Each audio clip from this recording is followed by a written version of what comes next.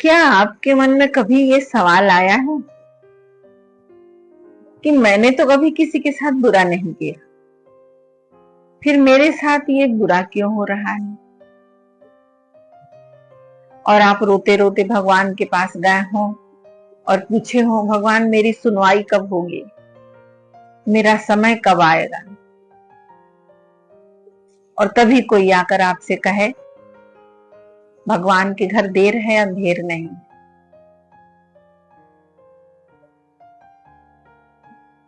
अगर आप भी परेशान हैं और मन में कष्ट है किसी चीज को लेकर के और आप दुखी हैं, आपके मन में ये सवाल आ रहा है कि मैंने तो कभी किसी के साथ बुरा नहीं किया है, फिर मेरे साथ ये अन्याय क्यों? तो ये वीडियो आपके लिए है। इस वीडियो को आप लास्ट तक जरूर देखिएगा, शायद आपको आपके सवालों का जवाब मिल जाएगा।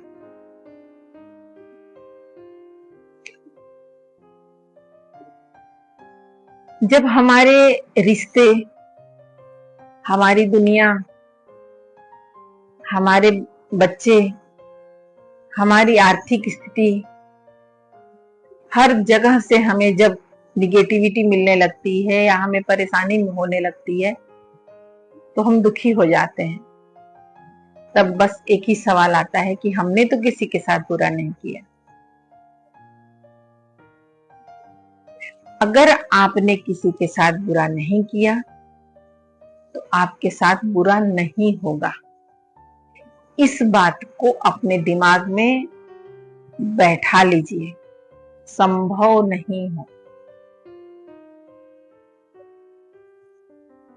और अगर बुरा हो रहा है तो इस बात को भी मान कर चलिए,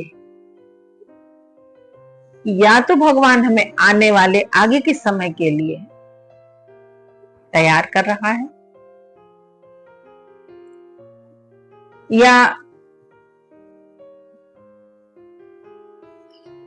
हमको हमारी परीक्षा ले रहा है। ये भी हो सकता है कि कभी हमने किसी काल में कुछ किसी के साथ बुरा किया हो। सहस्र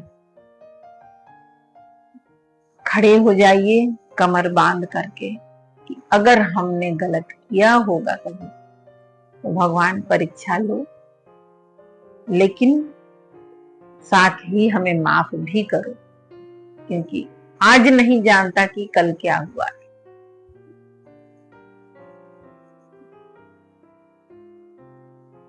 अगर कोई हमारे साथ गलत कर रहा है, हमें उसके साथ गलत नहीं करना है। अपने न्याय के लिए लड़ो, लेकिन किसी और के साथ गलत मत करो, नहीं आप फिर नीचे ही गिरते जाओगे। हिंदू धर्म क्या कहता है?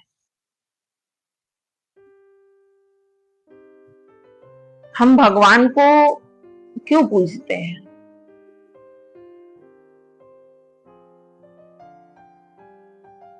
मेन जो लास्ट कारण होता है यही होता है कि हमें इस भव बंधन से भगवान मुक्त कीजिए, हमें इस जन्म मरण के बंधन से मुक्त कीजिए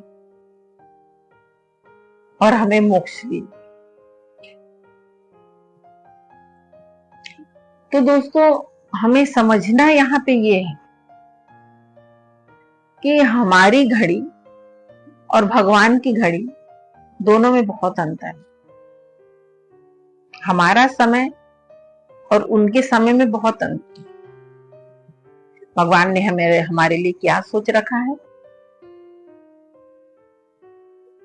उसकी किताब में जो आज हम कष्ट पा रहे हैं, ये परीक्षा स्वरूप है या किए हुए किसी समय का कर्मों का फल?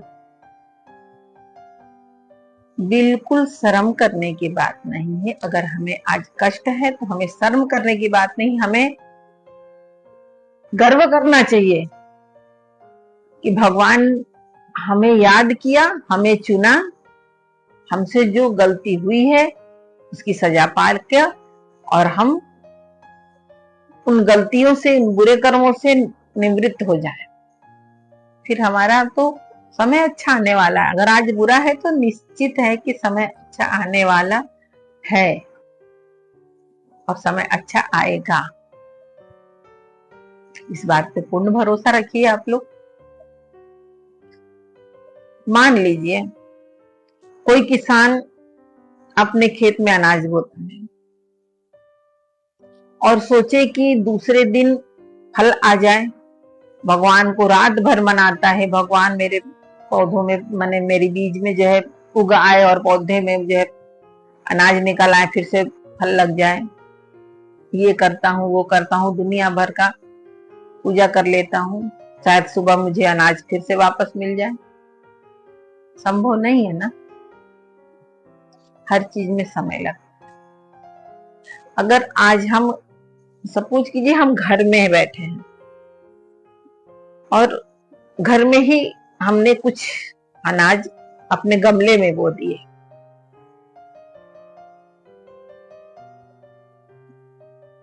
बोने के बाद 1 दिन 2 दिन 3 दिन इंतजार करते हैं, फिर कहीं जा करके उस बीज की ऐसी हालत होती है, पहले वो फटता है, उसमें से पहले जड़ निकलता है, वो नीचे मिट्टी में जाता है, दूसरा माने जो है बीज पत्ती जो है ऊपर निकलती है, वो भी पहली पत्ती से पहचान नहीं आती कि ये किस चीज का बीज है।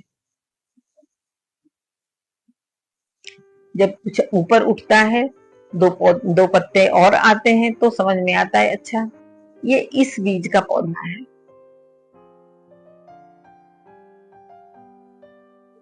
फिर बड़ा होता है, फिर उसमें फल लगते हैं, फिर पकते हैं। तो अगर हमने कोई बीज बोया है कभी, उसमें या तो फल लगने का टाइम होगा या और उससे पहले का, वो बीज फटेगा, उसमें जड़ निकलेंगे, उसमें पत्तियां ऊपर आएंगी, तना निकलेगा। तो ये जिस वक्त का कष्ट है उस कष्ट को तो झेलना पड़ेगा ना। अगर हमें कोई पेड़ बनाना है, हमने आम की गुठली बीज बो दिया, पहले उससे जड़ निकला, पहले वो गुठली फटती है, उसमें से जड़ निकलता है और उसके बाद जो है पौधा ऊपर आने लगता है। कितना कष्ट होता होगा उस बीज को, कभी सोचा है? एक जीव तो होता है ना, तब तो उसमें से पौधा निकलता है, वो उसमें जान तो होती है। उसी तरह से भगवान हमको पेड़ बनाने के लिए इस प्रोसेस से गुजरना पड़ता है, हमको गुजारता है भगवान कि हम आगे बढ़े और आगे चल के एक वृक्ष बने। अगर आज हम कष्ट नहीं सहेंगे तो कल की कठिनाइयों से हम कैसे लड़ेंगे? आज के छोटे बच्चे, हमारी बेटी बहुएं हुई जो आज 25-30 साल की उम्र की हैं, 40 साल के आसपास की हैं, इस बीच में ऐसा समय आता है, उम्र का ये ऐसा समय है जब बहुत घबराहट होती है और सभी झेले होते हैं अपने उम्र में। सबके जीवन में ये समय आता है कि क्या है, किधर जाना है, क्या रास्ता है, क्या होगी हमारी जिंदगी। धैर्य रखिए, भगवान पे भरोसा रखिए, भगवान ने आपके लिए भी कुछ सोचा होगा। अगर आज कष्ट है तो किसी समय का हमारा या तो परीक्षा का काल है या तो फिर हमारे किए हुए कर्मों का फल स्वरूप। और इसे पार करते ही,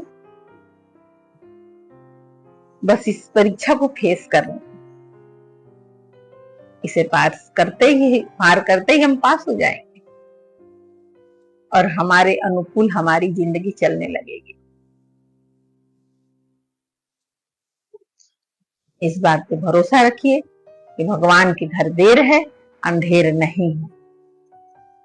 भगवान हमें देख रहा है, उसकी नजरों में हम हैं, इस बात पे भरोसा रखिए।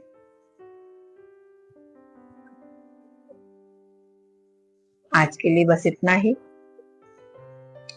अगर आप लोग के मन में भी कोई सवाल है तो मुझे कमेंट में जरूर पूछिएगा, मैं आप लोगों के सवालों का जवाब देने की कोशिश करूंगी।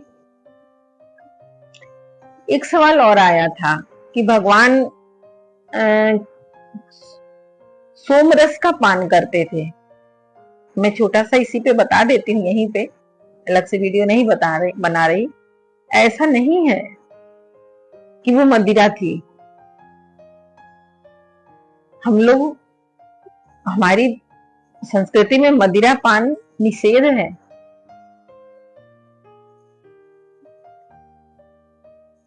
सोमरस किसी औषधि का कोई रस था,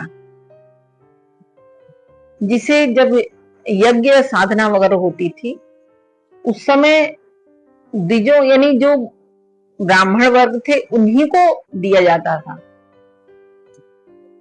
सोमरस अलग चीज है, मदिरा अलग चीज है। कृपया मदिरा और सोमरस को न मिलाएं। हमारे ऋग्वेद में, हमारे गरुड़ पुराण में, हमारे शास्त्रों में मदिरा पान को निषेध बताया गया है। अगर आप परेशान हैं, किसी बात से कष्ट में हैं, तो अपने मन पे और दिमाग पे मदिरा का नशा ना चढ़ाएं। नशा बहुत चीजों का होता है, भगवान के प्रेम का नशा चढ़ाएं और इस उम्मीद का नशा चढ़ाएं कि हमारा कल का दिन अच्छा हो। आज नहीं तो कल अच्छा होगा ही, इस बात पे भरोसा रखें और आपके साथ बहुत अच्छा होगा। आगे आज के लिए बस इतना ही। मैं सीमा नारायणी। मेरे चैनल आध्यात्मिक राह को आप लोग सपोर्ट कीजिए, लाइक कीजिए, कमेंट कीजिए एंड सब्सक्राइब कीजिए। आप सभी का बहुत बहुत जय श्री राम।